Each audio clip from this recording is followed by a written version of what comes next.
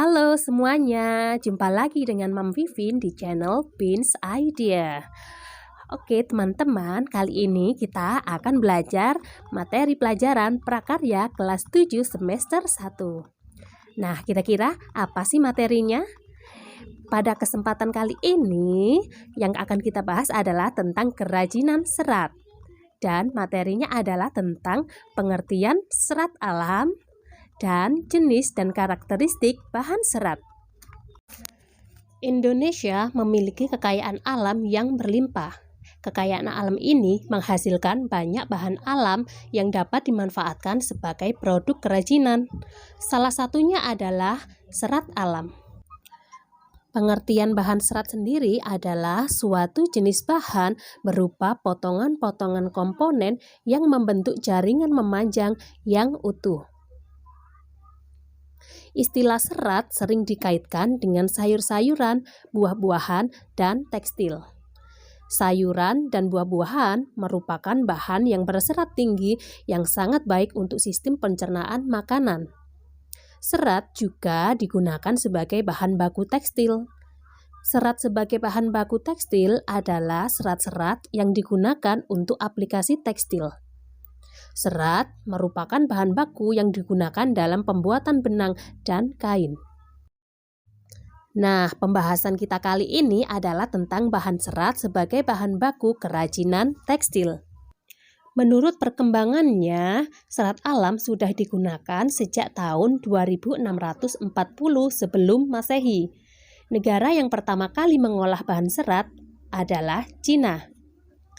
Dan pada tahun 1540 sebelum Masehi telah berdiri industri kapas di India. Dalam perkembangannya, bahan serat alam digunakan di berbagai negara lainnya, seperti serat flax yang pertama digunakan di Swiss pada tahun 10.000 sebelum Masehi, dan serat wol mulai digunakan orang di Mesopotamia pada tahun 1000 sebelum Masehi. Nah, selanjutnya kita akan membahas jenis dan karakteristik bahan serat. Bahan serat alam berasal dari alam. Limbah serat alam mudah diurai dalam tanah. Dan bahan serat alam yang dimaksud adalah bahan organik yang tidak dapat diolah kembali melalui proses penambahan bahan kimiawi sehingga keasliannya tetap terjaga dan diutamakan. Bahan serat alam dapat digolongkan menjadi 3 jenis, yaitu yang berasal dari tumbuhan, hewan, dan mineral. Namun, pada kesempatan kali ini kita hanya mempelajari pada bahan dari tumbuhan dan hewan saja ya. Adapun serat yang berasal dari tumbuhan dapat diklasifikasikan menjadi 4 bagian. Yang pertama adalah serat dari biji, serat dari batang, serat dari daun, dan serat yang berasal dari buah. Nah, sekarang serat dari biji. Tumbuhan memiliki biji yang beraneka ragam. Beberapa biji telah memenuhi persyaratan untuk diolah sebagai bahan serat. Contohnya, biji dari pohon kapas dan kapuk. Meskipun begitu, saat ini kapas dan kapuk sudah jarang digunakan untuk bahan baku produk tekstil. Hal ini disebabkan peminat kapas dan kapuk sudah mulai berkurang. Kapas lebih banyak dipergunakan orang sebagai bahan kosmetik dibanding untuk produk tekstil maupun kerajinan lainnya. Yang kedua adalah serat dari batang. Setiap tumbuhan memiliki batang. Struktur batang yang dihasilkan tumbuhan tentunya tidak sama antara satu dengan yang lainnya. Jenis batang yang menghasilkan serat alam dapat berupa jenis batang yang berkambium ataupun tidak berkambium.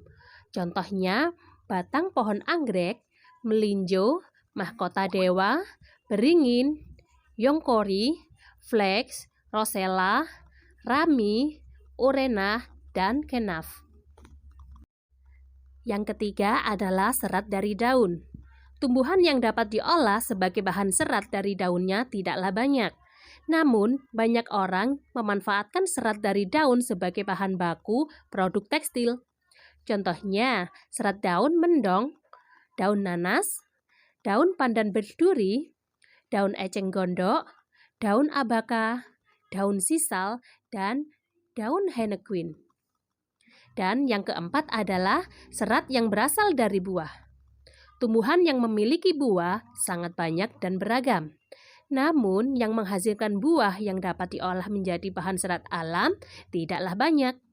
Buah yang sudah dimanfaatkan sebagai bahan serat alam adalah kelapa. Buah kelapa memiliki sabut yang melapisi buah. Nah, sabut tersebut telah banyak digunakan sebagai bahan serat. Selanjutnya adalah serat dari hewan. Serat yang berasal dari hewan banyak disukai oleh negara-negara Eropa. Serat tersebut memiliki tekstur yang lembut dan halus. Sifat serat hewan menghangatkan sehingga orang-orang yang tinggal di daerah musim dingin sangat memanfaatkan serat ini. Bagian hewan yang dimanfaatkan seratnya adalah bulu. Bulu hewan yang paling banyak diolah sebagai bahan baku serat produk tekstil diantaranya adalah stapel dan filamen. Berikut penjelasannya. Yang pertama adalah serat dari stapel. Stapel merupakan serat yang berbentuk rambut hewan yang disebut dengan wool.